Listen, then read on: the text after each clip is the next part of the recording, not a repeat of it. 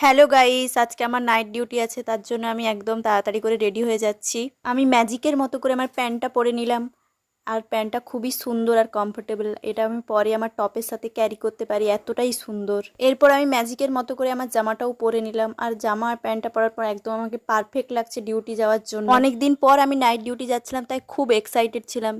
ওই জন্য আমি নাচ করতে করতে গান করতে করতে রেডি হচ্ছিলাম। আশা করছি গাইস আমার নাইটটা আজকে খুব ভালোভাবেই কাটবে। তোমরাও প্রে করো যেন আমি আজকে নাইট ডিউটি খুব ভালোভাবে কাটাতে পারি। তারপর আমি ব্যাচটাও লাগিয়ে নিলাম, কারণ ব্যাচ না পড়লে কেউ তো বুঝতেই পারবে না যে আমি ইন্টার্নশিপ করতে এসেছি। এরপর কিছু কুরকুরানি পাবলিক কমেন্ট করবে যে ডিউটিতে যাওয়ার আগেও আবার গেট রেডি শ্যুট করে। তারা এইসব কিছু বোঝে না, তাদেরকে কোনোদিনও কিছু বোঝাতেও ইচ্ছে করে না। ওই সব বাদ দাও, চলো আমার মাখামাখির পর্বটা আমি শেষ করে নিই। আর আমি কী সব ঢং করছিলাম সেটাই তোমরা দেখো।